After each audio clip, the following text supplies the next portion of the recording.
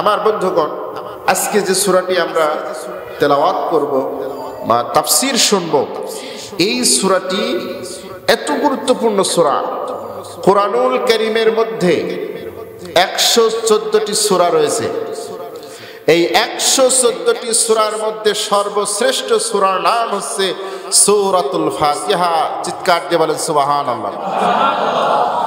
আমার বন্ধুগণ, আল্লাহর নবী জনাব মুহাম্মদুর রাসূলুল্লাহ সাল্লাল্লাহু আলাইহি ওয়াসাল্লাম হযরত উবাই ইবনে কাবকে ডেকে বললেন, ও উবাই ইবনে কাব, আজকে তোমাকে আমি কোরআনুল কারীমের সর্বশ্রেষ্ঠ একটি সূরা তোমাকে শিখাবো।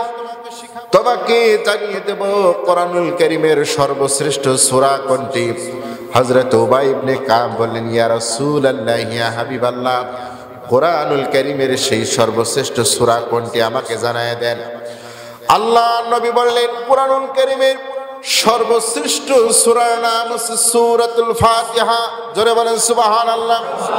যে সূরাতুল ফাতিহা আমরা প্রত্যেক নামাজে তেলাওয়াত করি, এই সূরার নাম হচ্ছে সূরাতুল ফাতিহা। আল্লাহর নবী বললেন, ও উবাই ইবনে কাব, এই সূরার মতো এত দামি সূরা, এত মর্যাদাপূর্ণ সূরা পৃথিবীতে আর নাই। সুবহানাল্লাহ। আল্লাহর নবী বলেন, শোনো ভাই, আল্লাহ রাব্বুল আলামিন কোরআনুল কারীমের মধ্যে যে সূরাতুল ফাতিহা দিয়েছেন, এই সূরাতুল ফাতিহা এত মর্যাদাবান সূরা, এত সম্মানিত সূরা, এত ফজিলত আর বারাকাতপূর্ণ সূরা। আল্লাহ রাব্বুল আলামিন এত ফজিলত, এত বরকতপূর্ণ সূরা তাওরাত, জাবুর, ইনজিল, ফুরকান, এই চারটা যে আসমানি কিতাব আল্লাহ রাব্বুল আলামিন এই পৃথিবীতে মোট 104খানা আসমানি কিতাব পাঠিয়েছেন। তার মধ্যে সর্বশ্রেষ্ঠ গ্রন্থ হলো 4টি, সবচেয়ে বড় কিতাব হলো 4টি। এই 4টি গ্রন্থের মধ্যে তাওরাত, জাবুর, ইনজিল, কোরআন। আল্লাহর নবী বলেন, তাওরাত, জাবুর, ইনজিল অল ফুরকান। কোরআনের অপর নাম হচ্ছে ফুরকান। কোরআনের অপর নাম। আল্লাহর নবী বললেন, এই 4টা গ্রন্থের মধ্যে শুধুমাত্র কেবলমাত্র কোরআনের মধ্যে সূরা ফাতিহাতে রয়েছে। আর সূরা ফাতিহার মতো এত মর্যাদাপূর্ণ সূরা আর কোন কিতাবে নাই। সুবহানাল্লাহ। তাওরাতেও নাই, জাবুরেও নাই, ইনজিলের মধ্যে নাই, কোরআনের মধ্যে সূরা ফাতিহা ব্যতীত আর নাই। সুবহানাল্লাহ। এত মর্যাদাপূর্ণ।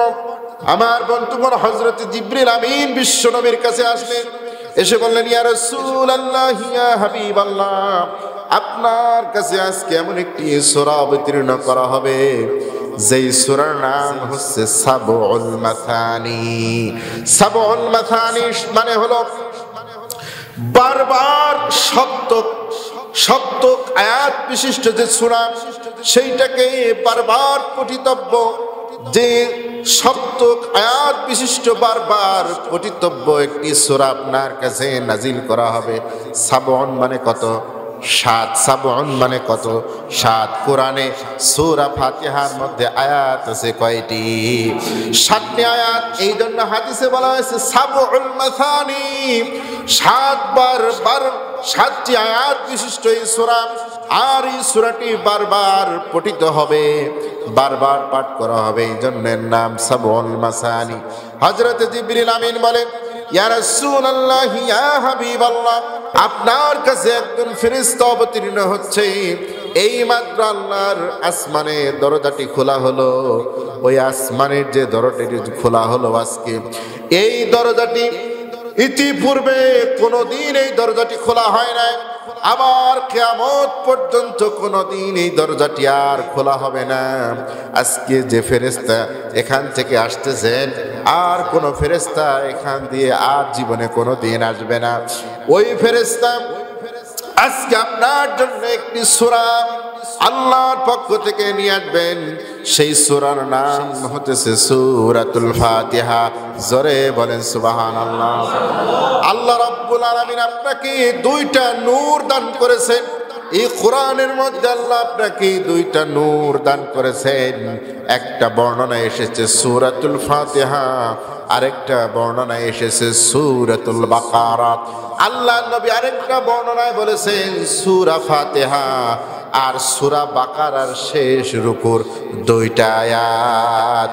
আল্লাহ নবী বলেন কুরআনুল কারীমে সূরাতুল বাকারার সর্বশেষ যে দুইটা আয়াত, ওই দুইটা আয়াত আমানার রাসূলু বিমা উনজিলা ইলাইহি মির রাব্বিহি ওয়াল মুমিনুন, এখান থেকে নিয়ে শেষ পর্যন্ত যে দুইটা আয়াতে কারিমা রয়েছে, এই দুইটা আয়াতে কারিমা আল্লাহর কোন বান্দা যদি প্রতিদিন রাত্রে তেলাওয়াত করতে পারে, আমার আল্লাহ রব্বুল আলামিন বলেন তার জন্য এই দুইটা আয়াতই যথেষ্ট হয়ে যাবে। বলেন সুবহানাল্লাহ।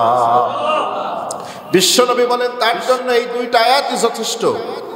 জাহান্নামের আগুনকে হারাম করে দেওয়া আর তাকে জান্নাতে নিয়ে যাওয়ার জন্য এই দুইটি আয়াতই যথেষ্ট।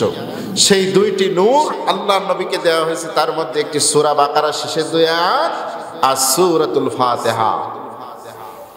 আমার বন্ধুগণ, এই সূরা ফাতিহার এত ফজিলত। আল্লাহর নবীর কাছে একবার সাহাবীরা আসলেন, কিছু বকরি নিয়ে আসলেন আর কিছু দুধ নিয়ে আসলেন। আল্লাহ নবীকে সেই বকরি আর দুধ গ্রহণ করার জন্য বলা হলো। আল্লাহ নবী বললেন এগুলো তোমরা কোথায় পেয়েছো? আল্লাহ নবীর কাছে কোনো জিনিস আসার পরে যাচাই বাছাই না করে তিনি গ্রহণ করতেন না।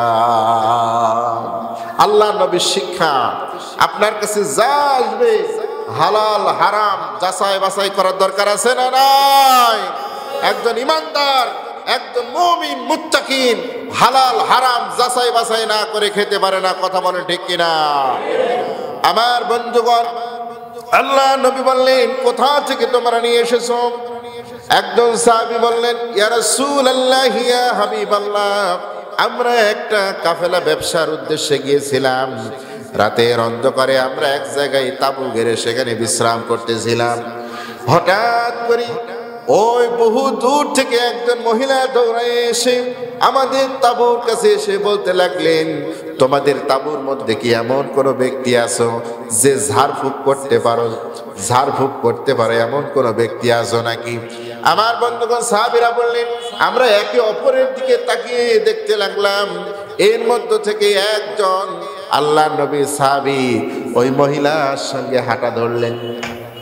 ওই মহিলা বলল, আমরা যেখানে থাকি এখানে আমাদের একজন সর্দার আছে, এই সর্দারকে বিষাক্ত একটা সাপে দংশন করেছে। সে মৃত্যু যন্ত্রণায় ছটফট করছে, সাপের বিষে ছটফট করতেছে। যদি তোমাদের মধ্যে কেউ ঝাড়ফুঁক জানো তাহলে আমার সঙ্গে চলো। আমার বন্ধুগণ, ওই সাহাবী আল্লাহর নবীর ওই সাহাবী চলে গেলেন। আর চলে যাওয়ার পরে তিনি ওই সাপে কাটা রোগী ওই সর্দারকে তিনি ঝাড়ফুঁক করলেন। ওই এলাকার ওই মহল্লার সমাজ প্রধান ওই সর্দারকে যখন ঝাড়ফুঁক করলেন, আমার বন্ধুগণ একান্ত আপনজনেরা, আমার আল্লাহর কোরআনের বরকতে, সূরা ফাতিহার বরকতে সাপের বিষ সঙ্গে সঙ্গে পানি হয়ে গেল। বলেন সুবহানাল্লাহ। তাফসীর ইবনে কাসিরের মধ্যে সূরাতুল ফাতিহার শানে নুজুলের মধ্যে এটা লেখা হয়েছে, সূরাতুল ফাতিহার ফজিলতের মধ্যে এটা লেখা হয়েছে। আমার বন্ধুগণ, যখন ওই লোকটা ভালো হয়ে গেল, ভালো হওয়ার পরে আমার ভাইরা, ওই এলাকার মানুষেরা, ওই সমাজের মানুষেরা, সর্দার যেহেতু ভালো হয়ে গেছে, তারা ওই সাহাবীর জন্য কিছু বকরি দিয়ে দিলেন আর কিছু দুধ দহন করে দিয়ে দিলেন। ওই সাহাবী ওইগুলো নিয়ে চলে আসলেন তাঁবুতে। তাঁবুতে আসার পরে সাহাবীরা বললেন, কি ব্যাপার, তুমি মহিলার সাথে চলে গেলে আর এত জিনিসপাতি নিয়ে চলে আসলে? তখন সে বলল, আমি গিয়েছিলাম, তার সর্দার এইভাবে সাপে আক্রমণ করেছিল, দংশন করেছিল, মৃত্যু যন্ত্রণায় শায়িতেছিল, আমি তাকে ফু দিয়েছি আর ভালো হয়ে গেছে। আমার বন্ধুগণ, সাহাবীরা জিজ্ঞেস করলেন, কি পরে তুমি ফু দিয়েছো? আমরা তো কোনোদিন শুনি নাই যে তুমি ঝাড়ফুঁক জানো। তখন সে বলল, আমি কোনো ঝাড়ফুঁক জানি না, তবে আমি আল্লাহর কুরআনুল কারীমে সূরাতুল ফাতিহা পড়ে ফু দিয়েছি আর আমার আল্লাহ রব্বুল আলামিন তাকে সুস্থ করে দিয়েছে। সুবহানাল্লাহ। আমার বন্ধুগণ, আমাদের কাছে মসজিদের ইমাম সাহেবদের কাছে আলেমদের কাছে যখন কোনো ছোট্ট বাচ্চা এরপরে কোনো মানুষ ভয় পাওয়ার কারণে অথবা কোনো সমস্যার কারণে যখন আপনারা পানি পড়তে আসেন, যখন ফু নিতে আসেন, আমরা সর্বপ্রথম যেটা পড়ি সেটা হলো সূরা ফাতিহা। কারণ এই সূরাতুল ফাতিহার আরেকটা নাম হচ্ছে সূরাতুশ শিফা। সুবহানাল্লাহ। আরোগ্য লাভের সূরা।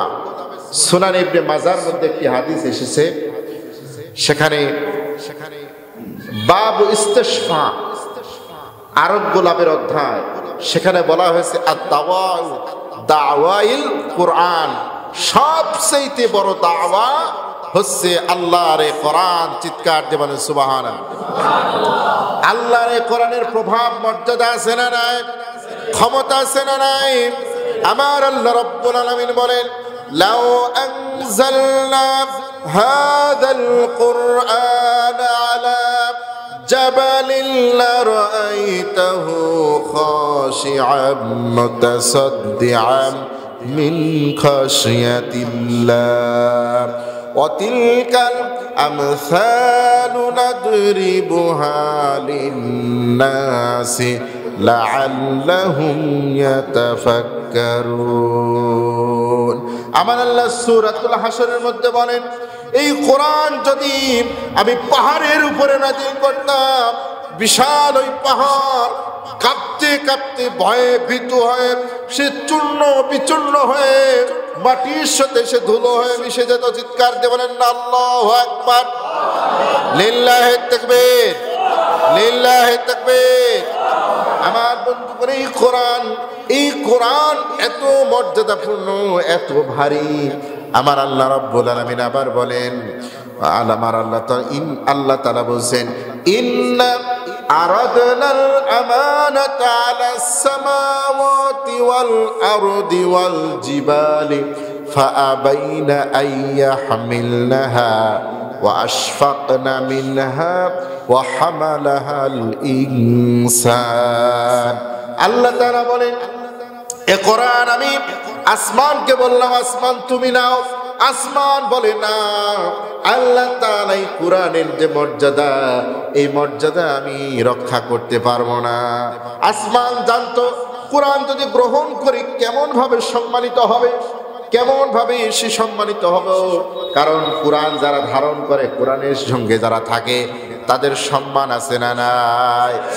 কিন্তু যদি কোনদিন কোরআনের সঙ্গে বেয়াদবি হয়ে যায়, আমি আসমান ধ্বংস হয়ে যাব।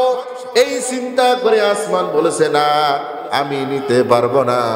জমিনকে যখন আমার আল্লাহ বললেন, জমিন তুমি নাও, জমিন বলল না, আমি নিতে পারবো না, আমার পক্ষে এই ক্ষমতা আমার নাই।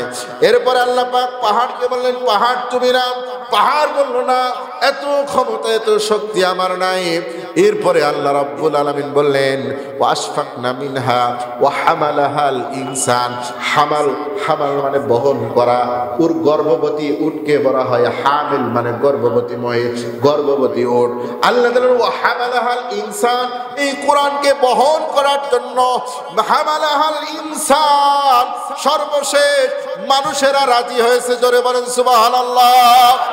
আর যখন মানুষেরা রাজি হয়েছে, ওই মানুষের মর্যাদা আল্লাহ তাআলা বাড়িয়ে দিয়েছেন। ঠিক কিনা বলেন? যারা এই কোরআনের পাখি, কোরআন থেকে যারা তাফসীর করেন, কোরআন থেকে যারা কথা বলেন, তাদের মর্যাদা, তাদের ভালোবাসা মানুষের অন্তরে আছে না না? এই কোরআনের তাফসীর কারক আল্লামা দেলাওয়ার হোসেন সাইদি রাহিমাহুল্লাহ, তার ভালোবাসা মানুষের অন্তরে আছে না নাই? মুফতি আমির হামজা কুষ্টিয়া ইসলামী বিশ্ববিদ্যালয় আমার বড় ভাই, তার ভালোবাসা মানুষের অন্তরে আছে না নাই? ডক্টর মিজানুর রহমান, আপনার কাছে একজন ফেরেশতা অবতীর্ণ হচ্ছে। এই মাত্র আল্লাহর আসমানে দরজাটি খোলা হলো। ওই আসমানের যে দরজাটি খোলা হলো আজকে, এই দরজাটি ইতিপূর্বে কোনোদিন এই দরজাটি খোলা হয় নাই। আবার কিয়ামত পর্যন্ত কোনোদিন এই দরজাটি আর খোলা হবে না। আজকে যে ফেরেশতা এখান থেকে আসতেছেন, আর কোন ফেরেশতা এখান দিয়ে আর জীবনে কোনোদিন আসবে না। ওই ফেরেশতা আজকে আপনার জন্য একটি সূরা আল্লাহর পক্ষ থেকে নিয়ে আসবেন। সেই সূরার নাম হতেছে সূরাতুল ফাতিহা। জোরে বলেন সুবহানাল্লাহ। আল্লাহ রাব্বুল আলামিন আপনাকে দুইটা নূর দান করেছেন। এই কোরআনের মধ্যে আল্লাহ আপনাকে দুইটা নূর দান করেছেন। একটা বর্ণনা এসেছে সূরাতুল ফাতিহা, আরেকটা বর্ণনা এসেছে সূরাতুল বাকারা।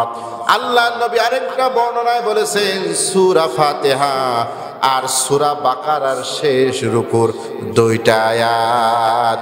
আল্লাহ নবী বলেন কুরআনুল কারীমে সূরাতুল বাকারার সর্বশেষ যে দুইটা আয়াত, ওই দুইটা আয়াত আমানার রাসূলু বিমা উনজিলা ইলাইহি মির রাব্বিহি ওয়াল মুমিনুন, এখান থেকে নিয়ে শেষ পর্যন্ত যে দুইটা আয়াতে কারিমা রয়েছে, এই দুইটা আয়াতে কারিমা আল্লাহর কোন বান্দা যদি প্রতিদিন রাত্রে তেলাওয়াত করতে পারে, আমার আল্লাহ রাব্বুল আলামিন বলেন তার জন্য এই দুইটা আয়াতই যথেষ্ট হয়ে যাবে। বলেন সুবহানাল্লাহ।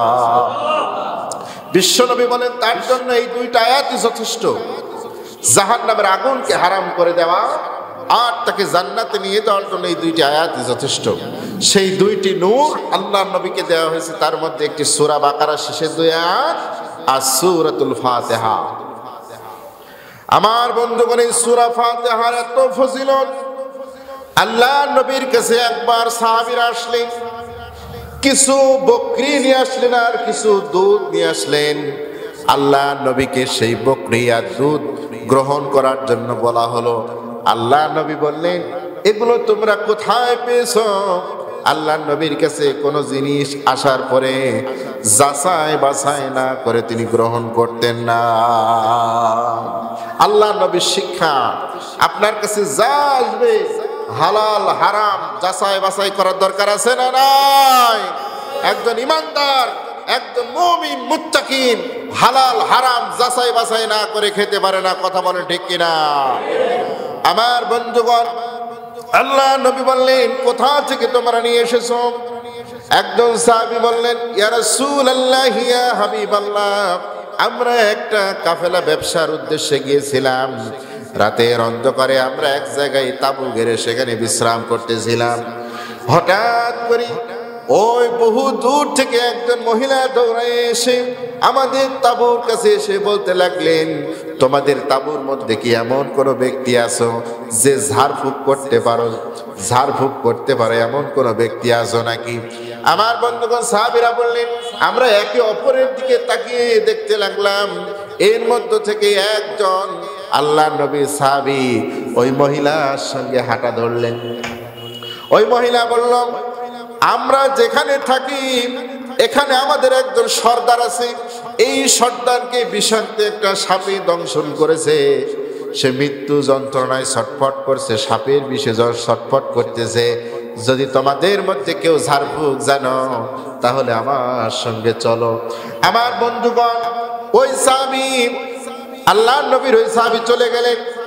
আর চলে যাওয়ার পরে তিনি ওই সাপে কাটা রোগী ওই সর্দারকে তিনি ঝাড়ফুঁক করলেন।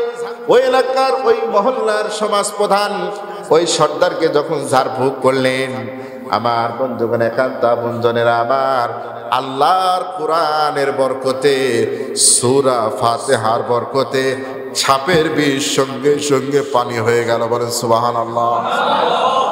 তাফসীর ইবনে কাসিরের মধ্যে সূরাতুল ফাতিহার শানে নুজুলের মধ্যে এটা লেখা হয়েছে, সূরাতুল ফাতিহার ফজিলতের মধ্যে এটা লেখা হয়েছে। আমার বন্ধুগণ, যখন ওই লোকটা ভালো হয়ে গেল, ভালো হওয়ার পরে আমার ভাইরা, ওই এলাকার মানুষেরা, ওই সমাজের মানুষেরা, সর্দার যেহেতু ভালো হয়ে গেছে, তারা ওই সাহাবীর জন্য কিছু বকরি দিয়ে দিলেন আর কিছু দুধ দহন করে দিয়ে দিলেন। ওই সাহাবী ওইগুলো নিয়ে চলে আসলেন তাঁবুতে। তাঁবুতে আসার পরে সাহাবীরা বললেন, কি ব্যাপার, তুমি মহিলার সাথে চলে গেলে আর এত জিনিসপাতি নিয়ে চলে আসলে? তখন সে বলল, আমি গিয়েছিলাম, তার সর্দার এইভাবে সাপে আক্রমণ করেছিল, দংশন করেছিল, মৃত্যু যন্ত্রণায় শায়িতেছিল, আমি তাকে ফু দিয়েছি আর ভালো হয়ে গেছে। আমার বন্ধুগণ, সাহাবীরা জিজ্ঞেস করলেন, কি পরে তুমি ফু দিয়েছো?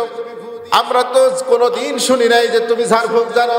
তখন সে বলল, আমি কোনো ঝাড়ফুঁক জানি না, তবে আমি আল্লাহর কোরআনুল কারীমে সূরাতুল ফাতিহা পড়ে ফু দিয়েছি, আর আমার আল্লাহ রব্বুল আলামিন তাকে সুস্থ করে দিয়েছে। সুবহানাল্লাহ। আমার বন্ধুগণ, আমাদের কাছে মসজিদের ইমাম সাহেবদের কাছে, আলেমদের কাছে যখন কোনো ছোট্ট বাচ্চা, এরপরে কোনো মানুষ ভয় পাওয়ার কারণে অথবা কোনো সমস্যার কারণে যখন আপনারা পানি পড়তে আসেন, যখন ফু নিতে আসেন, আমরা সর্বপ্রথম যেটা পড়ি সেটা হলো সূরা ফাতিহা।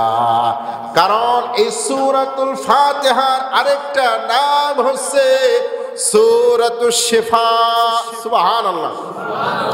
আরোগ্য লাভের সূরা।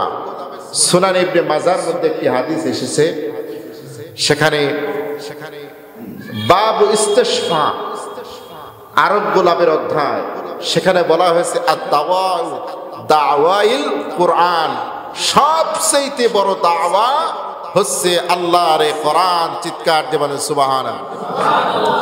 আল্লাহর কোরআনের প্রভাব মর্যাদা আছে না নাই? ক্ষমতা আছে না নাই?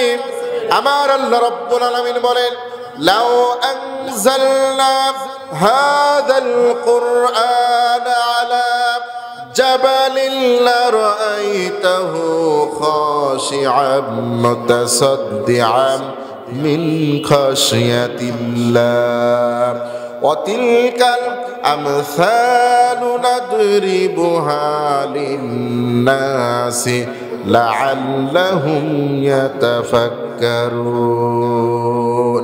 আমার আল্লাহ সূরাতুল হাশরের মধ্যে বলেন, এই কোরআন যদি আমি পাহাড়ের উপরে নাযিল করতাম, বিশাল ওই পাহাড় কাঁপতে কাঁপতে ভয়ে ভীত হয়ে সে চূর্ণ বিচূর্ণ হয়ে মাটির সাথে সে ধুলো হয়ে মিশে যেত। চিৎকার দিয়ে বলেন না আল্লাহু আকবার, লিল্লাহি তাকবীর, লিল্লাহি তাকবীর।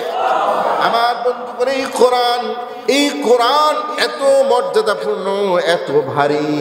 আমার আল্লাহ রাব্বুল আলামিন আবার বলেন, আমার আল্লাহ তাআলা বলছেন, ইন্না আরাদনাল আমানাতা আলাস সামাওয়াতি ওয়াল আরদি ওয়াল জিবালি ফাআবাইনা আইয়াহমিলনাহা ওয়া আশফাকনা মিনহা ওয়া হামালাহাল ইনসান।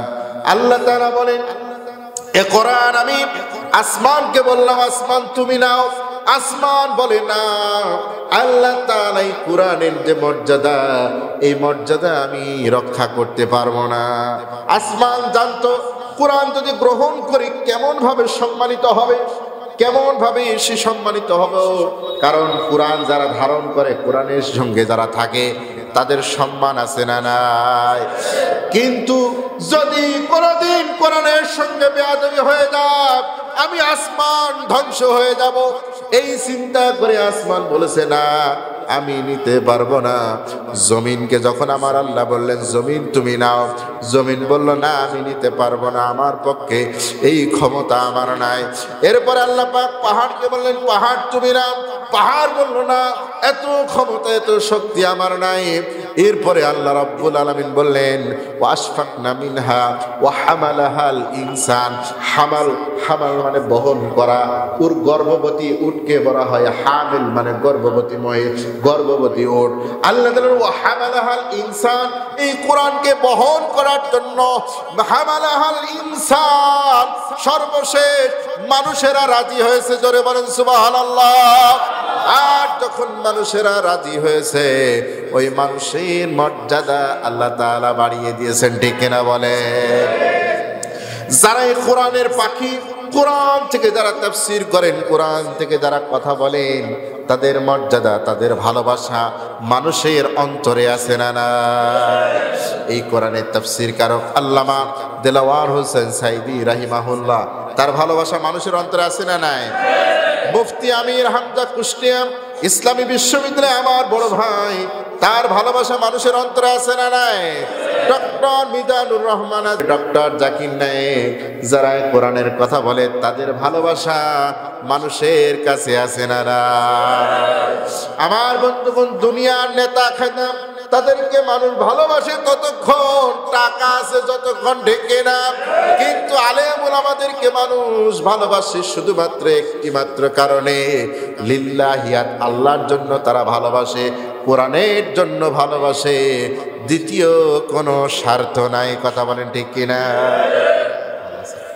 আমার বন্ধুগণ, তাহলে যে কথা বলছিলাম, আল্লাহর নবী জনাবে মুহাম্মদুর রাসূলুল্লাহ সাল্লাল্লাহু আলাইহি সাল্লামের কাছে তারা যে দুম্বা, তারা যে বকরি আর যে দুধ নিয়ে এসেছিল, আল্লাহর নবী যখন তাদের কাছে ওই ঘটনার সমস্ত ঘটনা শুনলেন, সাহাবীরা বললেন, দুধ নিয়ে এসেছো, ঠিক আছে, কিন্তু এটা আমরা গ্রহণ করবো না, চলো নবীজির কাছে যায়।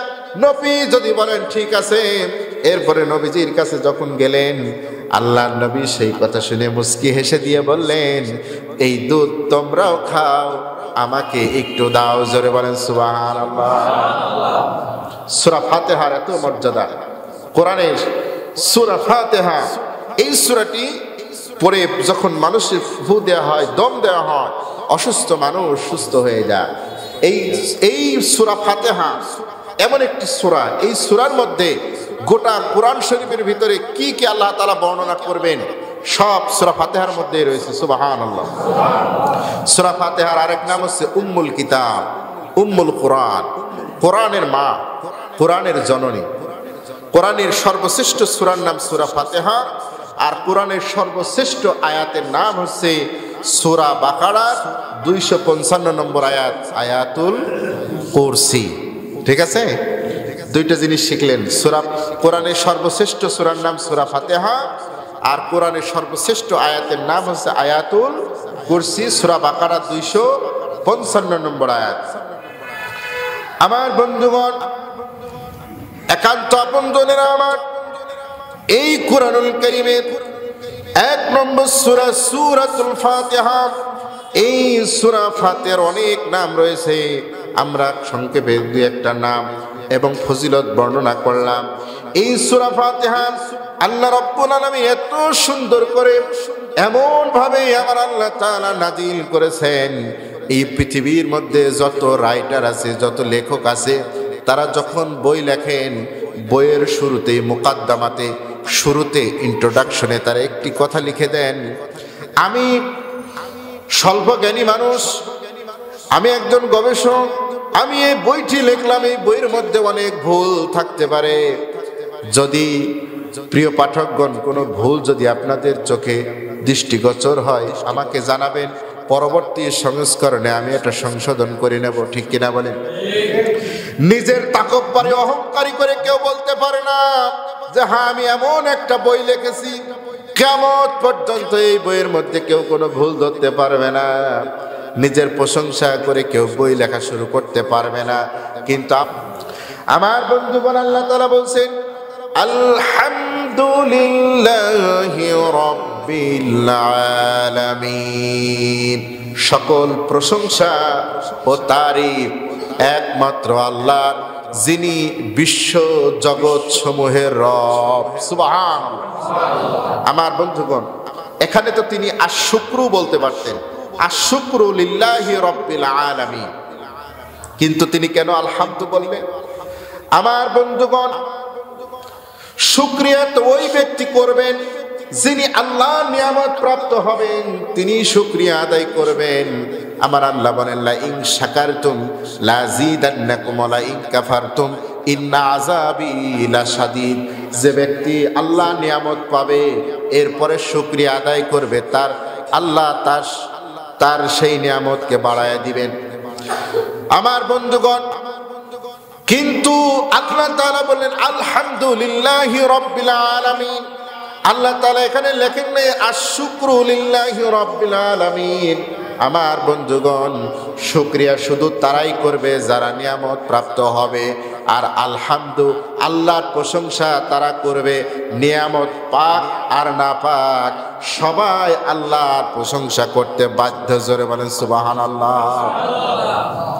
আমার বন্ধুগণ, একান্ত আপনজনেরা আমার, একটা জিনিস মনে রাখবেন, সঙ্গে সঙ্গে যখন একই জিনিস দুইজন আল্লাহর কাছে একই জিনিস যদি প্রার্থনা করে, আর ওই দুইজনের ভিতরে একজন যখন পেয়ে যায়, সে তখন শুকরিয়া আদায় করে। আর যে ব্যক্তি পায় না, সে আর শুকরিয়া আদায় করে না। কিন্তু যদি মুসলমান হয়, মুমিন হয়, দুইজন যে পাবে সেও শুকরিয়া আদায় করবে, যে পাবে না সেও শুকরিয়া আদায় করবে। কারণ যাকে দিয়েছেন তাকে ওইটা পাওয়া তার জন্য কল্যাণকর ছিল, আর যাকে দেন নাই সেটা না পাওয়াই তার জন্য কল্যাণ ছিল। জোরে বলেন সুবহানাল্লাহ। আমার বন্ধুগণ, এইরকম একটা ঘটনা রয়েছে। এক রাজার যুবরাজ রাজার সন্তান যুবরাজ প্রিন্স শিকারের উদ্দেশ্যে বের হয়েছে। তার সঙ্গে একজন লোক আছে। আমার বন্ধুগণ, তার সঙ্গে একজন লোক আছে। ওই রাজা শিকার করতে গিয়ে হঠাৎ করে তার আঙ্গুল কেটে যায়। পাশে যে থাকে সে বলে আলহামদুলিল্লাহ। বলছে, তুমি আলহামদুলিল্লাহ বললে কারণ আমার তো হাত কেটে গেছে। আমার বন্ধুগণ, তার ঈমান ছিল না, সে আল্লাহকে বিশ্বাস করত না। আমার বন্ধুগণ, সে আল্লাহ তাকে ওই কথাটা তিরস্কার করে সে আরো ঘন জঙ্গলের ভিতরে সে শিকার করতে চলে গেল। এক পর্যায়ে শিকার করতে করতে অন্য একটা রাষ্ট্রের মধ্যে চলে গেল। আর সেই রাজ্যের মধ্যে একটা পূজা ছিল। ওই পূজার নিয়ম ছিল যে ওই সময়ে এমন একজন নিখুঁত ব্যক্তিকে তারা বলি দিবে, বলির পাঠা বানাবে, যার শরীরের মধ্যে কোনো খুঁত নাই। আমার বন্ধুগণ, যখন ওই যুবরাজকে তারা পেয়ে গেল, তখন তারা দেখলো এত সুন্দর একজন যুবক, তার শরীরের মধ্যে তো কোনো খুঁত নাই। এই যুবককে তারা ধরে নিয়ে গেল বলির পাঠা বানানোর জন্য। কিন্তু এক পর্যায়ে তাকে শ্বাস করতে করতে যখন দেখা গেল তার শরীরের মধ্যে একটা হাতের আঙ্গুল কাটা, তখন তারা তাকে ছেড়ে দিল। তখন সে বুঝতে পারল যে এই যে আমার আঙ্গুলটা কেটে গেছে, এর জন্য আমার শুকরিয়া আদায় করা দরকার ছিল, কিন্তু আমি আদায় করি নাই। এইটা আমার আল্লাহ আমার কল্যাণের জন্যই দিয়েছেন। আল্লাহ রাব্বুল আলামিন যখন কোনো বিপদ আপদ আমাদেরকে দিবেন, সেই বিপদ আপদে যদি আমরা আল্লাহর শুকরিয়া আদায় করি, তাহলে লাভ আছে না নাই? লাভ আছে। আমার বন্ধুগণ, আল্লাহর নবী জনাবে মুহাম্মদুর রাসূলুল্লাহ সাল্লাল্লাহু আলাইহি সাল্লাম একদিন তিনি মজমায়, একদিন তিনি জালসায় তিনি শিখালেন যে বিপদ আপদ মুসিবত যাই হোক না কেন, তোমরা সব সময় আল্লাহর প্রশংসা করবে, আলহামদুলিল্লাহ বলবে। কারণ আল্লাহ নবী বলছেন, আফজালুদ দুআই আলহামদুলিল্লাহ, সবচেয়ে বড় দোয়া হচ্ছে আলহামদুলিল্লাহ। তোমরা আলহামদুলিল্লাহ বলবে বিপদ আপদ সব সময়। আমার বন্ধুগণ, একজন সাহাবী বাড়ি চলে গেলেন। বাড়ি চলে যাওয়ার পরে ওই সাহাবী তার স্ত্রীকে শিখালেন যে বিপদে আপদে, জীবনের কঠিন মুহূর্তে, সেই সময়ে যদি কেউ আলহামদুলিল্লাহ বলে, তাহলে ওই ব্যক্তি সেই যে বিপদে পড়েছে, আল্লাহ রাব্বুল আলামিন ওই বিপদ থেকে তাকে উদ্ধার করবেন।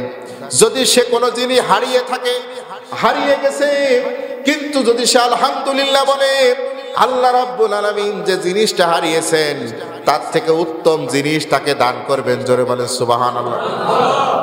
এখন যদি আপনার একটা মোটরসাইকেল হারিয়ে যায়, আপনি কি আলহামদুলিল্লাহ বলবেন? আপনি নাউজুবিল্লাহ বলবেন, ঠিক কি না? মনটা খারাপ হয়ে যাবে। কিন্তু আপনি যদি আলহামদুলিল্লাহ বলতে পারেন, হয়তো আল্লাহ তাআলা আপনাকে একটা মাইক্রো কেনার তৌফিক দিবেন। আমার বন্ধুগণ, কি চমৎকার ঘটনা শুনেন। আল্লাহ নবী জনাবে মুহাম্মদ রাসূলুল্লাহর এই কথা শুনে যে সাহাবী তার স্ত্রীকে শিখিয়েছিলেন, ওই সাহাবী উহুদের ময়দানে যুদ্ধ হলো, আর যুদ্ধে ওই সাহাবী শহীদ হয়ে গেলেন। ওই সাহাবী যখন শহীদ হয়ে গেলেন, ওই সাহাবীর স্ত্রী বারবার প্রলাপ করতেছে আর বলতেছে আর কাঁদতেছে।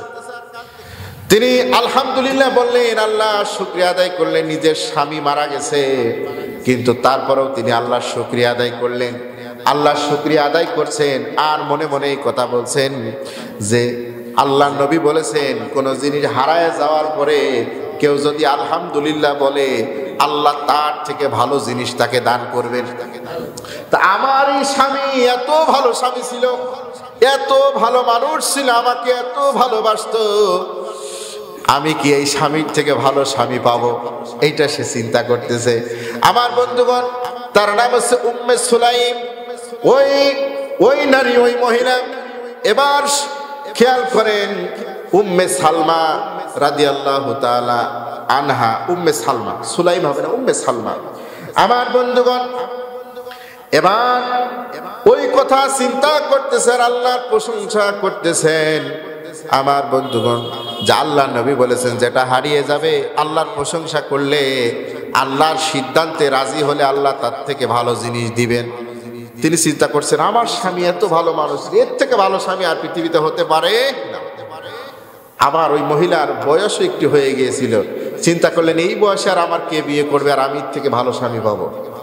কিছুদিন পরে দেখা গেল আখিরি জামানার পয়গম্বর বিশ্ব নবী জনাবে মুহাম্মদ রাসূলুল্লাহ সাল্লাল্লাহু আলাইহি সাল্লাম ওই মহিলার জন্য বিয়ের পয়গাম পাঠায়া দিলেন। আল্লাহ নবীর স্ত্রীর মর্যাদা তিনি লাভ করলেন, উম্মাহাতুল মুমিনিন হয়ে গেলেন। চিৎকার দিয়ে বলেন সুবহানাল্লাহ। তখন তিনি বলছেন যে আল্লাহ নবী যেটা বলেছিলেন এটা সত্যই সত্য, 100% সত্য। জোরে বলেন সুবহানাল্লাহ। আমার বন্ধুগণ, তাহলে সব অবস্থায় আমরা শুকরিয়া আদায় করব কার? আল্লাহর নবী বলেন, আল্লাহর যে সমস্ত বান্দারা সর্ব অবস্থায় আল্লাহ শুকরিয়া আদায় করে, আল্লাহ সুবহানাহু ওয়া তাআলা ওই সমস্ত বান্দাদের জন্য জান্নাতের মধ্যে একটা ঘর বানাবেন। সেই ঘরের নাম হচ্ছে বাইতুল হামদ, প্রশংসার ঘর। ওই ঘরটা আল্লাহ রাব্বুল আলামিন তার প্রশংসাকারী বান্দাদেরকে উপহার দিবেন। জোরে বলেন সুবহানাল্লাহ। যারা আল্লাহর প্রশংসা করে তাদেরকে ওই ঘরটা উপহার দিবেন। তো ওই ঘরটা দুনিয়ায় মানুষেরা যে সমস্ত ঘর বানায় তার থেকে খারাপ হবে, কোবা হবে না ভালো হবে? বলে অনেক চমৎকার সে ঘরটা হবে। যারা আল্লাহর প্রশংসা সব সময় করে তারা পাবেন।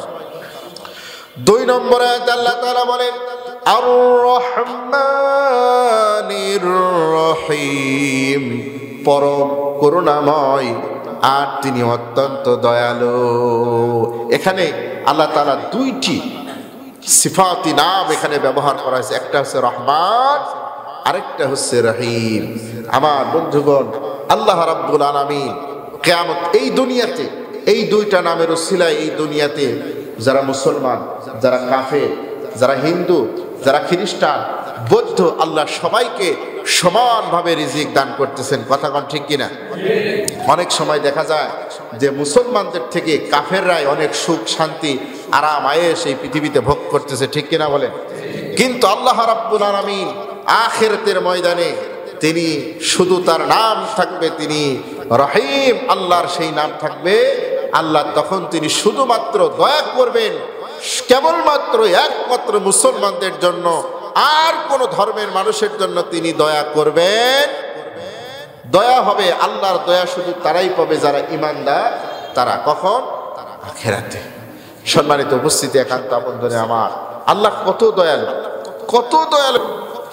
আল্লাহর নবী বলেন, বুখারী শরীফের হাদিস 3000 নম্বর হাদিস, আল্লাহর নবী জনাবে মুহাম্মদুর রাসূলুল্লাহ বলেন, আমার বন্ধুগণ একটু মনোযোগ দিয়ে শোনেন, আল্লাহ রাব্বুল আলামিন তিনি যে রহমত, তিনি যে রহমান, তিনি যে দয়ালু, আল্লাহ তার দয়াকে, আল্লাহ তার মায়াকে সৃষ্টি করলেন। আর সৃষ্টি করার পরে আল্লাহ পাক এটাকে 100টা ভাগ করলেন, 100 খণ্ডে ভাগ করলেন। করার পরে আল্লাহ পাক 99টা খণ্ড তার নিজের কাছে রেখে দিলেন।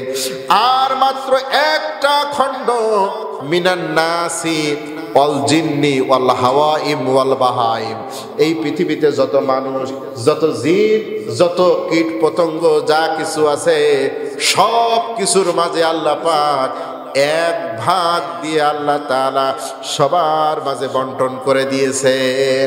আল্লাহর কাছে আছে কয় ভাগ? 99 ভাগ। আর সমস্ত পৃথিবীর মানুষকে কয় ভাগ দিয়েছেন? 1 ভাগ। এই 1 ভাগ রহমতের ঠেলায় আজকে আমরা কত কিছু করতেছি। আমার সন্তান যদি আজকে অসুস্থ হয়, জ্বর আসে, আমরা সারা রাত জেগে থাকি, ঠিক কিনা বলেন? নিজের জায়গা জমি বিক্রি করে দিয়ে নিজের সন্তানের জন্য চিকিৎসা করে, কথা বলেন ঠিক কিনা? আমার এক ইসলামী বিশ্ববিদ্যালয়ের এক বন্ধু হাফেজ আব্দুল্লাহ আল মামুন, বাড়ি হচ্ছে চড়াইখোল। এই চড়াইখোল শিলাইদার এই লাইনে তার বাড়ি। এই একসাথে আমরা ইউনিভার্সিটিতে যেতাম। ওই ছেলেটা হাফেজ, মসজিদের ইমাম খতিব ছিলেন। ওই ছেলেটার 2টা কিডনি নষ্ট হয়ে যায়। নষ্ট হওয়ার পরে আমার বলতেছে, বন্ধু আমার জন্য একটু দোয়া করবা, আমার 2টা কিডনি নষ্ট হয়ে গেছে। আমি বললাম, বন্ধু তোমার জন্য আমি কি সহযোগিতা করতে পারি? বলছে, কিছুই করা লাগবে না, তুমি শুধু আমার জন্য একটু দোয়া করবা। আমার একটা কিডনি আমার মা আমাকে দিতে চেয়েছে, বলেন সুবহানাল্লাহ।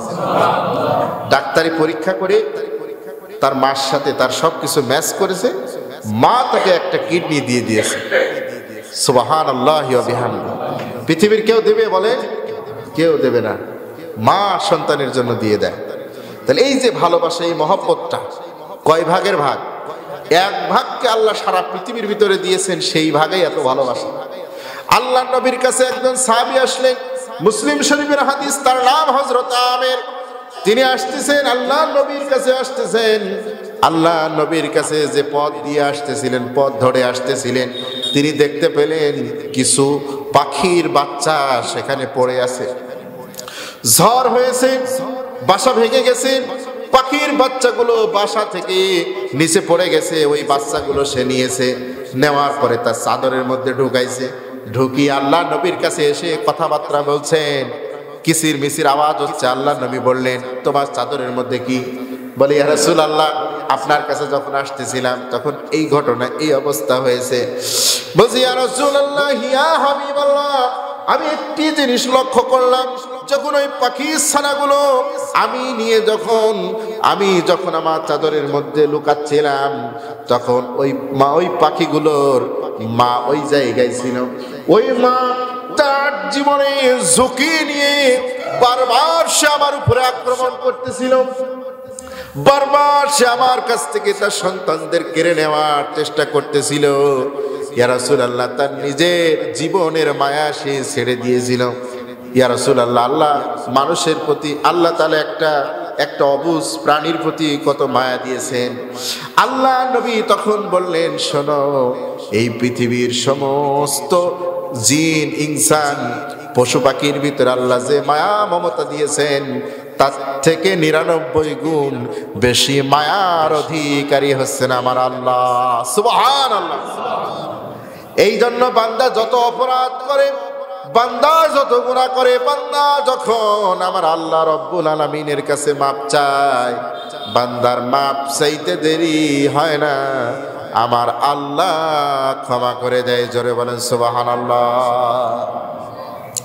আমার বন্ধুগণ, এরপর আল্লাহ তাআলা বলেন, মালিকি ইয়াউমিদ্দিন। মালিক মানে কি?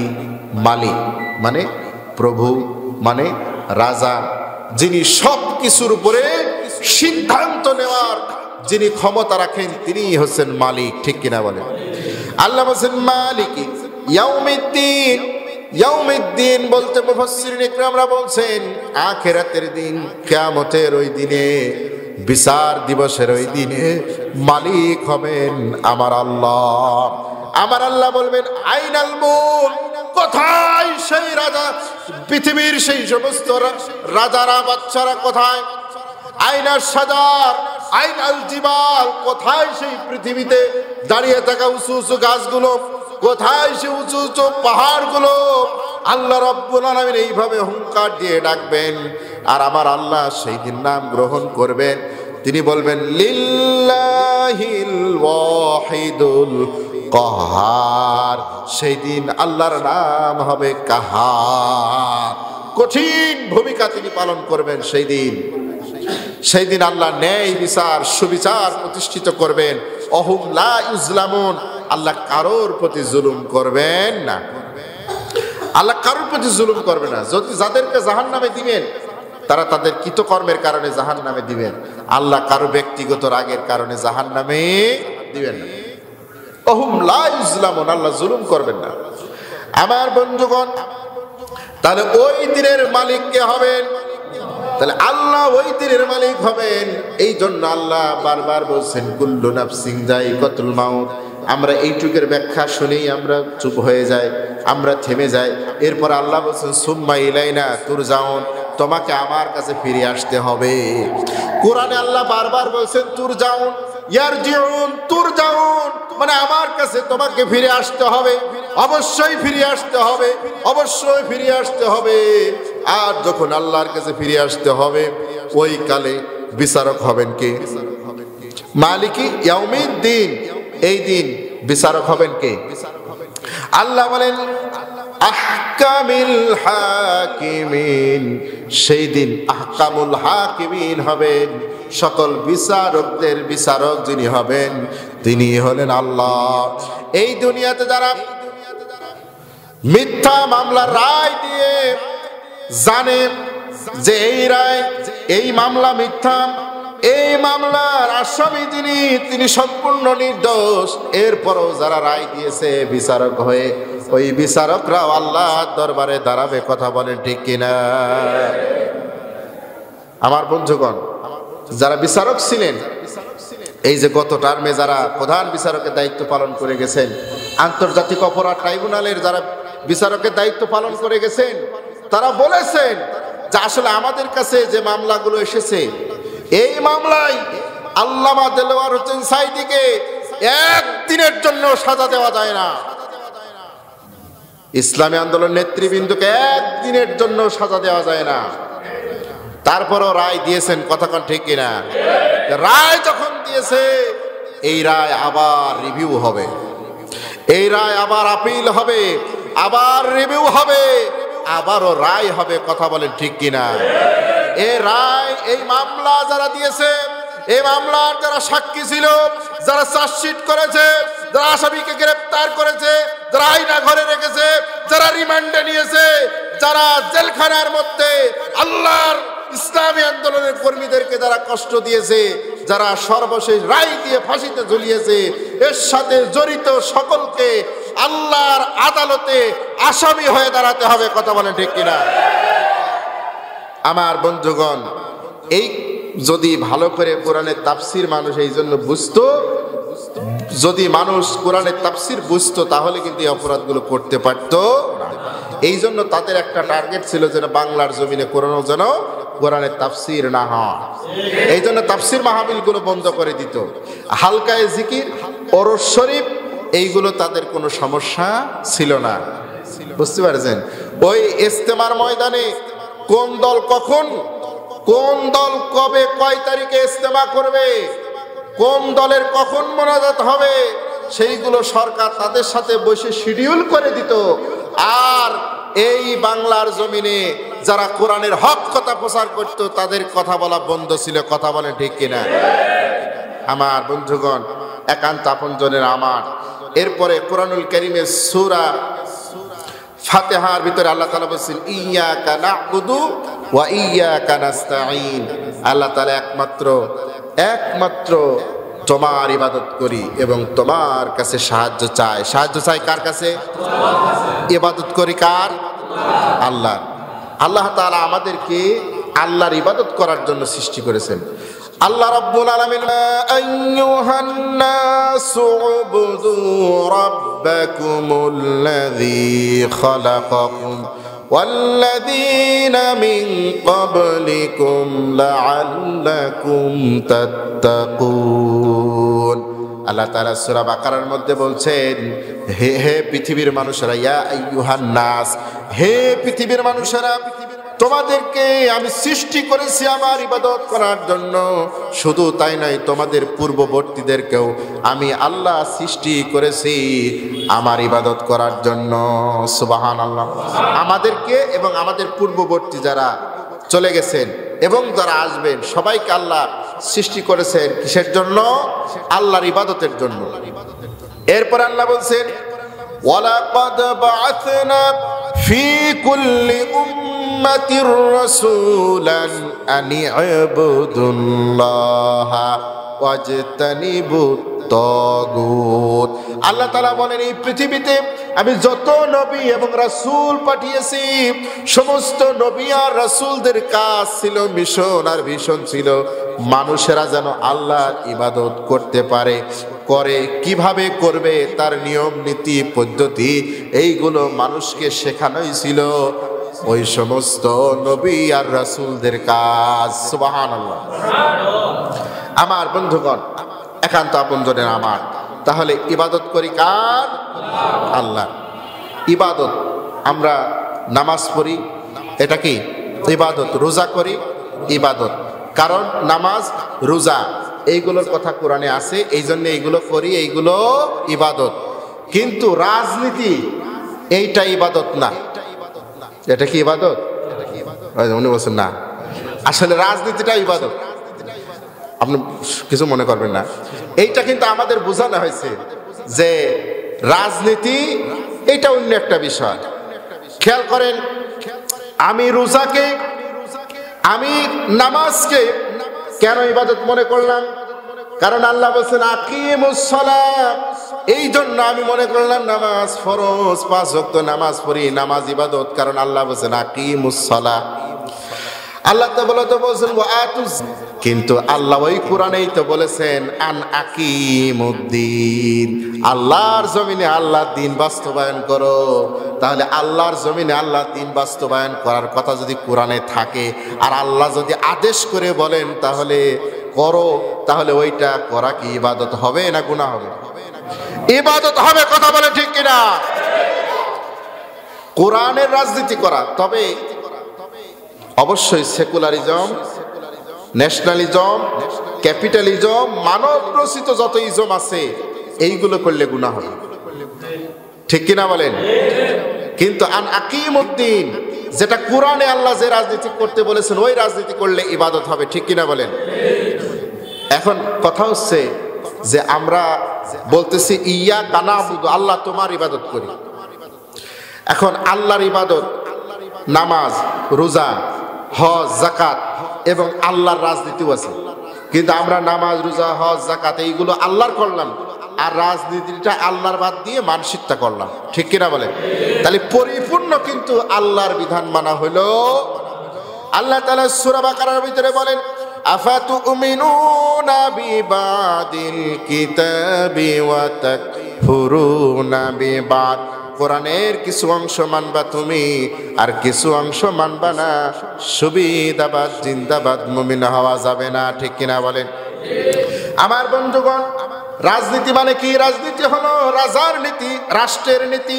যেই নীতিমালা দিয়ে একটি দেশ পরিচালিত হয়, একটি দেশ পরিচালনা করার জন্য আমার বন্ধুগণ দেওয়ানি আইন, ফৌজদারি আইন, তার মানে আইন থাকা লাগে, বিচার ব্যবস্থা থাকা লাগে, কোন অপরাধে কি শাস্তি হবে।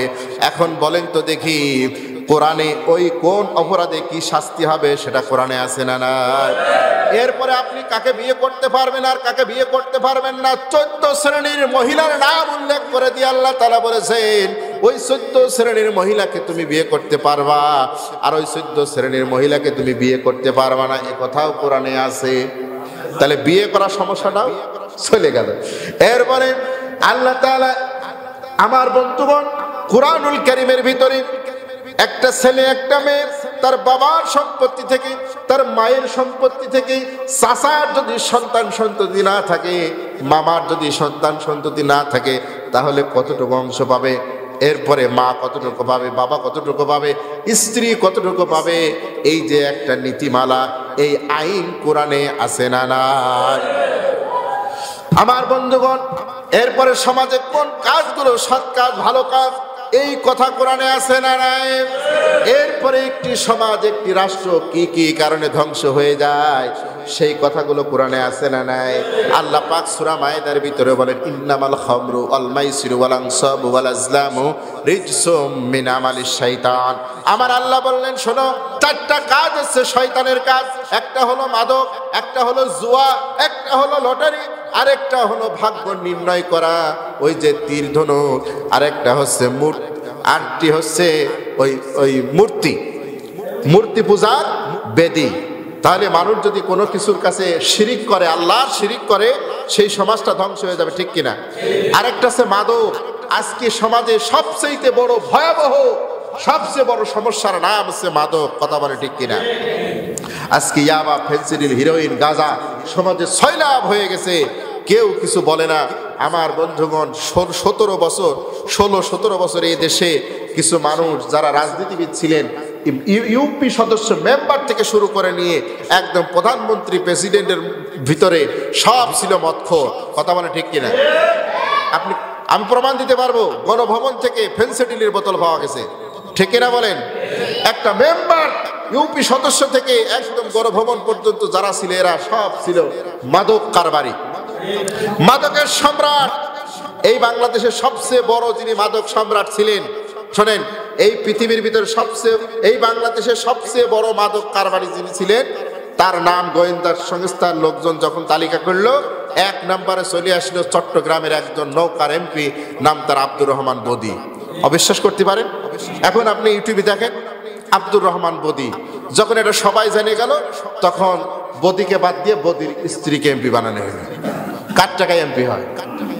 আমার বন্ধুগণ, একান্ত আপনজনের আমার, আপনারা কি রাগ করতেছেন? আমার বন্ধুগণ, আপনারা, আমি বাস্তব কথা বলতেছি। আমি ইসলামী আন্দোলনের একজন কর্মী হয়ে এই 5 আগস্টের পরে সমাজে যখন সমাজ সংস্কারমূলক কাজ যখন করতে গেলাম, তখন যা দেখি যে এই আমার সমাজে যারা মাদক বিক্রি করে, খোঁজ নিয়ে গেলাম ওই সমস্ত বাড়িতে। যাওয়ার পরে দেখলাম যারা মাদক বিক্রি করে, এরা সব হচ্ছে ওই লোকগুলো দালাল ছিল। ওদের কাছে মাদক দিত আর ওদের হাত ওদের মাথার উপরে ছিল। কিন্তু 5 তারিখের পরে ওরা যখন পলাইছে, ওরা একটু অসহায় হয়ে গেল। অসহায় যখন হয়ে গেল, আমরা তাদেরকে বুঝালাম আর মাদক বিক্রি করা যাবে না, মাদক বিক্রি করলে কিন্তু আমরা কঠিন শাস্তি দেব, যদি তোমাদের কোনো আয় রোজগারের সমস্যা হয় আমরা তোমাদের কর্ম দিয়ে দেব। ও বাবা, 1 মাস না যেতেই দেখলাম যে এই 17 বছরে যারা ক্ষুধার্ত পার্টি ছিল, ওর ভিতরেও কিছু গাঁজাখোর মদখোর আছে না নাই, এইগুলো ওর কাছে গেছে। যাওয়ার পরে এখন ওদের মাথার উপরে এরা হাত রাখার পরে এখন ওরা আর আমাদের ভয় পাচ্ছে না। আবারও সেই বেচা কিনা ধুম ধারাক্কা চলতেছে, আছে না নাই? এখন বলেন, আমি কি আইন হাতে তুলে নিতে পারবো? পারবো না। ইসলাম আমাকে আইন তুলে নিতে বলে না। এখন এই মাদক বন্ধ করতে হলে আল্লাহর কোরআনের আইন দরকার, আছে না নাই? আল্লাহর কোরআনের আইন যখন পার্লামেন্টে পাস হবে আর যখন শিরোনি অভিযান চলবে, তখনই এই মাদক বন্ধ হবে। নতুবা 17 বছর যাওয়ার পরে আবার 17 বছর আরেক গ্রুপ আসবে, ওরাও মদ খায়। কথা কোন ঠিক কিনা? যতদিন পর্যন্ত যারা মাদকের বিরুদ্ধে মদ যারা খায় না, ইন্নামাল খামরু ওয়াল মাইসির ওয়াল আনসাব ওয়াল আজলাম রিজসুম মিন আমালিশ শাইতান, এইগুলো যারা বাস্তবায়ন করতে চায়, তারা যদি ক্ষমতায় না যায়, আল্লাহর কোরআন যদি পার্লামেন্টে না যায়, তাহলে সমাজ থেকে মাদক বন্ধ হবে, জুয়া বন্ধ হবে, লটারি বন্ধ হবে না। আপনার ছেলে মোবাইল টেপতেছে, আপনি মনে করতেছেন ভালোই, এরপরে দেখলেন যে আপনার ছেলে মোবাইলে গেম খেলতে যায় 50,000 টাকা হারিয়ে গেছে, 1 লাখ টাকা হারিয়ে গেছে। ওর পালসার গাড়ি দিয়েছিলেন, ও বিক্রি করে দিয়েছে, আছে না নাই? জুয়া খেলতেছে মোবাইল। এগুলো বন্ধ করার দরকার আছে না নাই? আমার বন্ধুগণ, একান্ত আপনজনেরা আমার, বাইরে কি আজান আসছে? আচ্ছা, আপনাদের ভিতরে যদি আর অল্প কিছু সময় কথা শোনেন, আপনাদের কি কষ্ট হবে? ওরা বাহিরে বন্ধ করে দিলাম, আজান আসছে। আমার বন্ধুগণ, একান্ত আপনজনেরা আমার, তাহলে সব জায়গায় আমার জীবনের প্রতিটা ক্ষেত্রে আমরা ইবাদত করব কার? এরপরে সাহায্য চাইব কার কাছে? আল্লাহর কাছে সাহায্য চাইব, কারণ সাহায্য করার মালিক একমাত্র কে? আল্লাহ ছাড়া কেউ সাহায্য করতে পারে না। সাহায্য করার মালিক একমাত্র আমার আল্লাহ। আমার বন্ধুগণ, হযরত ওমর রাদিয়াল্লাহু তাআলা আনহু একদিন কাবা ঘর তিনি তাওয়াফ করতেছেন, উমরা করতে গিয়ে কাবা ঘর তাওয়াফ করছেন। কাবা ঘরের দক্ষিণ পশ্চিম কোণে একটা ছোট্ট কালো পাথর আছে, ওই পাথরটার নাম হচ্ছে হাজরে আসওয়াদ পাথর। হাজরুন মানে পাথর, আসওয়াদ মানে কালো। ওই কালো পাথরটা তিনি লক্ষ্য করে এবার হযরত ওমর ওই কালো পাথরটাই ঠোঁট লাগায় চুমা খেলেন। চুমা খাওয়ার পরে বলছেন, রে হাজরে আসওয়াদ পাথর, আমি যে তোমারে চুমা খেলাম, তুমি মনে করো না তোমার কোনো মর্যাদার কারণে, কোনো সম্মানের কারণে, তোমার কোনো ক্ষমতা আছে এই কারণে আমি তোমাকে চুমা খেলাম। শোনো, লা তানফাউ ওয়ালা তাদুররু, তুমি কোনো উপকার করতে পারো না, তুমি কোনো ক্ষতিও করতে পারো না। উপকার করার ক্ষতি করার মালিক কে? রে পাথর, কোন পাথরকে ডেকে বলছেন শোনেন। আল্লাহ নবী বলেন নাযালাল হাজরে আসওয়াদ, ওই হাজরে আসওয়াদ পাথর আমার আল্লাহ জান্নাত থেকে নাজিল করেছিলেন। সাদা পাথরটা ওই জায়গায় স্থাপন করেছিলেন আমার নবী মুহাম্মদ সাল্লাল্লাহু আলাইহি সাল্লাম। আমার বন্ধুগণ খেয়াল করেন, ওই যে মানুষেরা ওই পাথরটা স্পর্শ করে, আমরা মানুষ আমাদের জীবনে যে অপরাধ হয়ে যায়, ভুল হয়ে যায়, এইগুলো হচ্ছে গুনাহ। গুনাহ মানে জুনুব, আরবিতে জুনুব, বাংলায় বলি গুনাহ। পাপ হয়ে যায়, এই যে পাপ, এই যে জুনুব, এর রংটা হচ্ছে কালো। পাপের রং কি? জোরে বলেন, পাপের রংটা, পাপের রং কালো। যখন আমরা ওই পাথরটাকে চুমা খাই, তখন আমাদের পাপটা ওই পাথরটা চুষে নেয়। চুষে নেওয়ার কারণে সাদা পাথর কালো হয়ে গেছে। আমার বন্ধুগণ, আল্লাহ নবী ওই পাথরটা চুমা খেতেন। হযরত ওমর বলছে, ও পাথর শোনো, আমি আল্লাহ নবীকে দেখেছি, আমি নিজে চোখে দেখেছি তোমাকে আল্লাহ নবী চুমা খাই, এই জন্য আমি ওমর চুমা খেলাম। আল্লাহ নবী যদি চুমা না খেতেন, আমি জীবনেও কোনোদিন তোমাকে চুমা খেতাম না। সুবহানাল্লাহ। এত বড় একটা মর্যাদার জিনিস, সেই জিনিস দিয়ে যদি কোনো মানুষের উপকারের ক্ষতি না হয়, তাহলে কেন আপনার সন্তান হয় না, চাকরি হয় না, একটি বিপদে পড়েছেন, কেন ওই সাউদিয়ার মসজিদে যাবেন? কেন ওই শৈলকুপার মসজিদে যাবেন? কেন লালনের মাজারে যাবেন? কেন সলেমান শাহর মাজারে যাবেন? ছাগল নিয়ে, গরু নিয়ে, ডাব নিয়ে, কথা বলেন ঠিক কিনা? সব কিছু দেওয়ার মালিককে আল্লাহ তাআলা বলেন, ইয়া আইয়ুহাল্লাযীনা আমানুস্তাঈনু বিস-সাবরি ওয়াস-সালাহ। বান্দা আমার কাছে চাও, আমি তোমার দেওয়ার জন্য বসে আছি, তবে চাওয়ার জন্য শর্ত হলো দুইটা, নামাজ পড়ো আর চাও, ধৈর্য ধারণ করো। সুবহানাল্লাহ। নামাজ পড়ে চাও আর ধৈর্য ধারণ করো, আমি আল্লাহ দেব, আমি আল্লাহ দেব। আল্লাহ তাআলা বলছে, উদউনি, আমাকে ডাকো, আমি তোমাদের ডাকে সাড়া দেব। সুবহানাল্লাহ।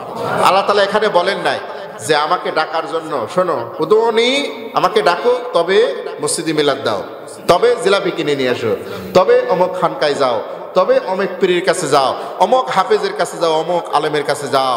কোরআন হাদিসে কোথাও নাই, ঠিক কিনা বলেন? আল্লাহ কি বলছেন? কোরআনে আছে, আমাকে ডাকবা, বান্দা আসো, নামাজ পড়ো আর ধৈর্য ধারণ করো, নামাজ পড়ে আমার কাছে চাও, আমি আল্লাহ রাব্বুল আলামিন তোমার সব বিপদ আপদ মুসিবত আমি দূর করে দেবো। জোরে বলেন সুবহানাল্লাহ।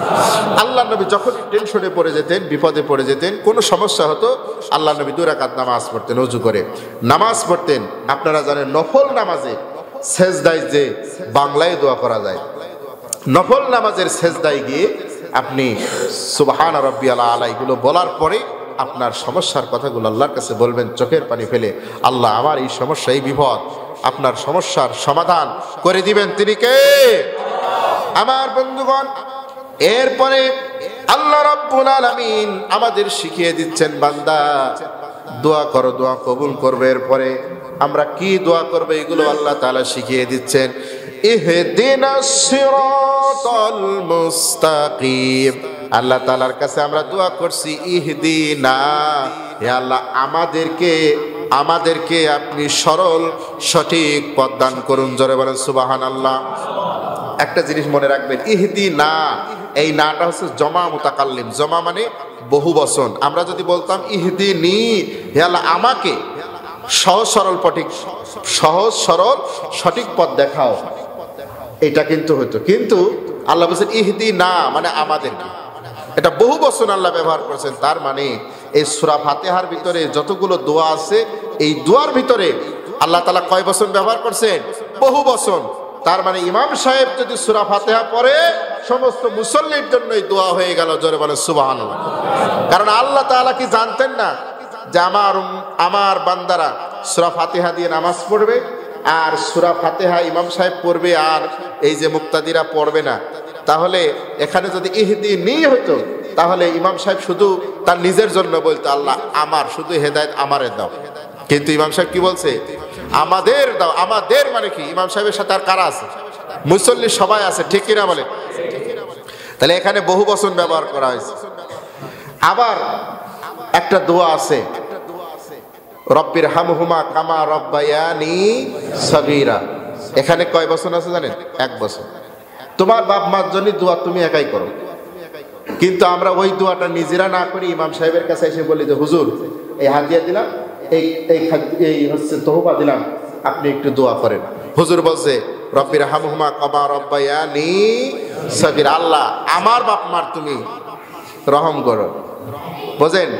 আমার বাপ মার রহম করো। আপনি হুজুরের টাকা দিলেন, হুজুরের হাতিয়া দিলেন, কিন্তু হুজুর দোয়া করছে কার জন্য? হুজুরের বাপ মার জন্য। এটা কিন্তু অর্থ হয় রব্বায়া না, না বলে নাই, রব্বায়া নি মানে আমার বাপ মার।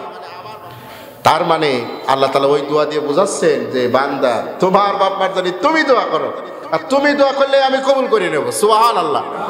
বান্দা তুমি যখন তোমার বাপ মার জন্য দোয়া করবা, তখন তোমার দোয়া আর আমার মাঝে কোনো পর্দা থাকবে না, কোনো পর্দা থাকবে না। তুমি দোয়া করলেই কবুল করবে, আল্লাহ বসে আছেন। আর আপনি আপনার বাপ মার জন্য দোয়া না করে হুজুরের কাছে যাচ্ছেন, তখন হুজুর কোরআনে যেটা আছে ওইটাকে পরিবর্তন করা যায়? যায়? হুজুরের ক্ষমতা আছে? পৃথিবীর কারো ক্ষমতা আছে? আজ গোপন কথা একটা বলে দিলাম, গ্রামারে কিন্তু ওইটাই হবে। গ্রামারে কেউ বলতে পারবে না রব্বায়ানি। যেমন আমি শর্ট করে একটা বলি, আপনারা যখন সকালে পড়েন আল্লাহুম্মা আজিরনি মিনান নার, আল্লাহ আমাকে জাহান্নামের আগুন থেকে বাঁচাও, ওটা যদি বলেন আজির না মিনান নার, তাহলে আমাদের সবাইকে বাঁচাও। কি পড়েন আপনি? আল্লাহুম্মা আজিরনি মিনান নার রব্বায়ানি সগীরা, আল্লাহ আমার বাপ মার তুমি রহম করো। কিন্তু এই জায়গা কি হেদায়েত কার জন্য চাওয়া হচ্ছে? সবার জন্য, ঠিক কিনা? আমার বন্ধুগণ, যখন আমরা আল্লাহর কাছে সবার জন্য দোয়া চাইলাম, আল্লাহর কাছে বললাম আল্লাহ আমাকে ইহদিনাস সিরাতাল মুস্তাকিমের পথটা দেখায় দাও, আমার আল্লাহ বললেন, আল্লাহ রাব্বুল আলামিন বললেন ওয়া আনি'বুদুনি হাযা সিরাতুম মুস্তাকিম, আমার সহজ সরল পথ ওইটা যেটা আমার ইবাদতের পথ। সুবহানাল্লাহ। এই কোরআন মেনে নাও, তাহলেই তুমি সহজ সরল সঠিক পথ পেয়ে যাবে। ফামান তাবিআ হুদায়া ফালা খাউফুন আলাইহিম ওয়ালা হুম ইয়াহজানুন। যারা এই কোরআনকে অনুকরণ করবে তাদের কোনো চিন্তা নাই, তাদের কোনো ভয় নাই। জোরে বলেন সুবহানাল্লাহ। আমার বন্ধুগণ, শয়তানকে আল্লাহ তাআলা যখন জান্নাত থেকে নামায় দিলেন, ইবলিস শয়তান, তখন ইবলিস শয়তান আল্লাহর কাছে চ্যালেঞ্জ করলেন। আল্লাহর কাছে বললেন, আল্লাহ যাদের কারণে, যে বনি আদমের কারণে আমি আজকে জান্নাত থেকে বিতাড়িত হলাম, ওই বনি আদমরা ইহদিনাস সিরাতাল মুস্তাকিমের পথে চলার জন্য তুমি আদেশ করবা, আর আমি ওই ইহদিনাস সিরাতাল মুস্তাকিমের মোড়ে মোড়ে বসে থাকবো, আর বসে থেকে আমি তাদেরকে গুমরা করে বাঁকা পথে নিয়ে যাব। ওরা ইসলামী আন্দোলন করতে চাইবে, কিন্তু আমি ওদেরকে ধোঁকা দেব, ধোঁকা দিয়ে আমি ওদেরকে সেকুলারিজমের দিকে নিয়ে যাব। বলবো এই দল করলে শুধু তোর টাকা দিয়েই দল করা লাগবে, জীবনে কিছুই পাবি না, ওরা কি জীবনে ক্ষমতায় যেতে পারবি, আর তুই একটু এই দলে আয়, একটু মিছিল কর, 2 দিন আমার সাথে থাক, দেখে তোর সব ডাইল পানির ব্যবস্থা আমি করতেছি। কথা বল ঠিক কিনা? তোর কি লাগবে সব আমি দেবো, ঠিক কিনা বলেন? আমার বন্ধুগণ, ওই ইহদিনাস সিরাতাল মুস্তাকিমের পথ থেকে একজন যুবককে নিয়ে এইভাবে তার ইহদিনাস সিরাতাল মুস্তাকিমের পথ থেকে তাকে সরাই দেবে, এই জন্য সেখানে বসে আছে। বসে থাকার পরে আল্লাহর কাছে চ্যালেঞ্জ দিয়ে বলছে, আল্লাহ তোমার বান্দাকে আমি সামনে থেকে, তারপরে পিছন থেকে, ডানে থেকে, বাম থেকে, চতুর্দিক থেকে আমি তাকে চতুর্মুখী আক্রমণ করব। একজন ইমানদারকে ইমানের উপরে টিকে থাকা যে কত কষ্ট ভাই, এটা যারা যত বেশি আপনি ইমানের দিকে ধাবিত হবেন তত বেশি বুঝতে পারবেন, তত বেশি বুঝতে পারবেন যে বাধা কত প্রকার ও কি কি, চতুর্দিক থেকে বাধা। কারণ আপনাকে সত্য কথা বলতে হবে, হারাম কিছু করা যাবে না, হালাল খেতে হবে, সবার সাথে সুন্দর ব্যবহার করতে হবে, আপনার পারিবারিক জীবন, সামাজিক জীবন ত্রুটি মুক্ত রাখতে হবে, নিজের ভাই বোনদের সম্পদগুলো, পিতার সম্পদগুলো ভাই বোনদের সঠিকভাবে দিতে হবে। সমস্ত জায়গায় যখন আপনি ভালো থাকতে চাইবেন, দেখবেন পদে পদে বাধা। কারণ শয়তান আপনাকে কি চতুর্মুখী আক্রমণ করবে। কিন্তু শয়তান বলল কয়মুখী? চারমুখী আক্রমণ করব। কিন্তু শয়তান জানে না মুখ বা দিক চারটা না, মুখ দিক আরো আছে। আসলে শয়তানের জ্ঞান সীমাবদ্ধ আর আল্লাহর জ্ঞান হচ্ছে অসীম। জোরে বলেন সুবহানাল্লাহ। আমার আল্লাহ রাব্বুল আলামিন জানায় দিলেন, শয়তান শোনো, ও ইবলিস, তুমি ডান থেকে বাম থেকে সামনে থেকে পিছন থেকে আমার বান্দাকে তুমি আক্রমণ করে তার ঈমান হরণ করার চেষ্টা করবে, তাকে গুনার কাজে লিপ্ত করার